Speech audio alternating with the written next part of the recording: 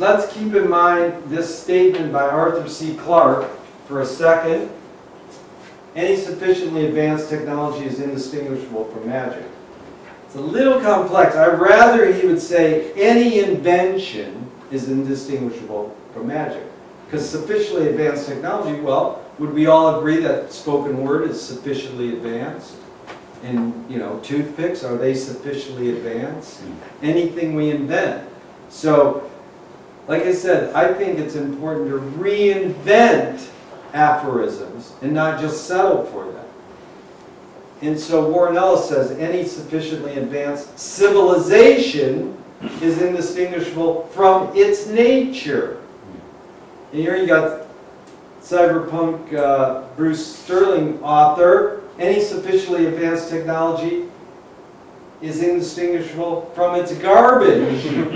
Sort of what we've been watching, Will, right? Is that J. Edgar right there? That's G to Krishnamurti. Oh, that's Krishnamurti! Wow, is that good?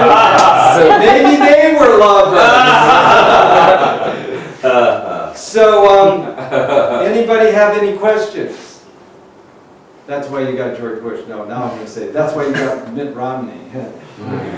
So, how about we'll end with a couple more because you guys are so dang articulate, and I appreciate this. We'll end with a couple more round-robin questions.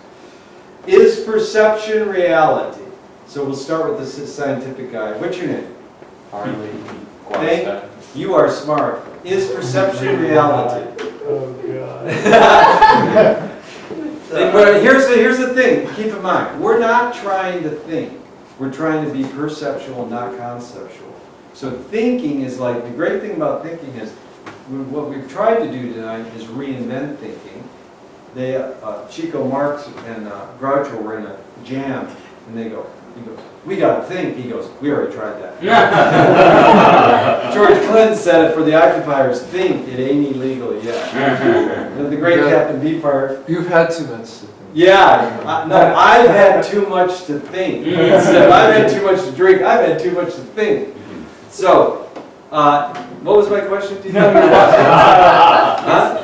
Is perception reality? Go. And if you're walking through the dark room at night and your kid moves the chair from point A to point B and you hit your shin on it, you haven't seen the chair, it's a dark room before and then afterwards it's just all shin hurting. Yeah. So you're saying yes or no to is perception reality. That was a great way to say it. No. You're saying no. No. Very good. Nick. Wow, perception reality. I guess if you want it to be.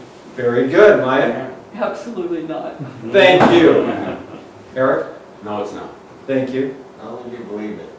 Only if you believe it. There's a new book out called The Believing Brain. It said, seeing is believing is not true.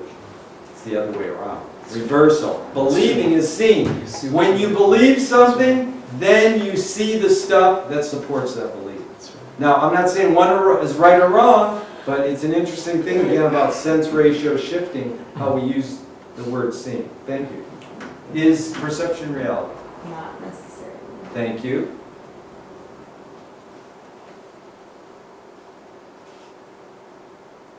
It's both, and it's neither, and you shouldn't worry about the difference. Answer, dude, that is good. I like people go, that's a stupid question. That's what questions are supposed to be. If you don't know something, then you ask a question, right? Frank Zappa says oxygen is not the building block of the universe. Stupidity. Yeah. You know, and it's like, why demonize stupidity? People, these people go, Americans are stupid. It's like, well, I don't think they're stupid. They know how to pull the wool over their own eyes and maybe act stupid. But you know, what does calling other people stupid really do? But it's a word and we use it. That was a good answer. Thank you. No. I think it's an aspect of reality, but it's not the whole thing. Aspect of reality. Aspect ratio. I love that. Yeah, I think similarly, it's a chunk. It's a piece of reality. Dang. Ellen, I'm going to ask her 90 minutes of questions tomorrow. Now she's getting a preview of something. I forgot that. Okay. While you're in the process of perceiving. Thank you. Jasmine. I I think that represents a real struggle between those two. That is referring to the question, or No, we actually live in between those two things, between perception, which we know to be one thing, and reality, which is the shin hitting. But we're in that tension between. Okay, you illustrate an amazing with fluidism. It's called the resonating interval. And it basically said the gap is where the action is. He said television isn't visual, it's not auditory, it's tactile. And tactility is the gap. It's not my hand touching my other hand. Tactility is in between. Very good, thank you. Dan, is perception reality? I would say no, but then it depends. Thank you. I think this has already been articulated, but I will just say, what isn't reality? Thank you. You answered the question with the question. You won, dude. What's your full name? Dane Pollock. Dan Pollock. Dane, like the dog. Dan, because your words evoke more than their meaning.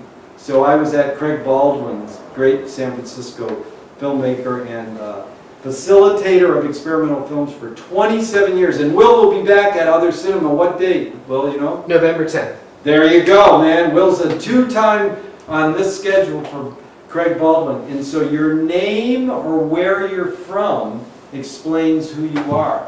So I always say, Craig Baldwin, when he gets bald, he will win. Yeah. like Robert Dobbs of 5bodies.com. He's from Dartmouth. Darting Mouth. So, Will, is perception reality? Might as well be. Might as well be. What the fuck? Let's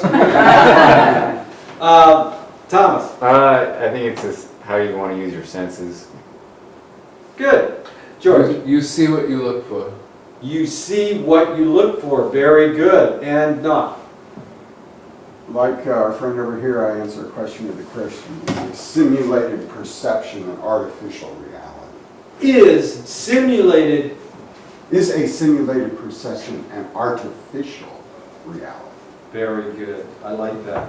So how about one more? I mean, how are you guys ready to end?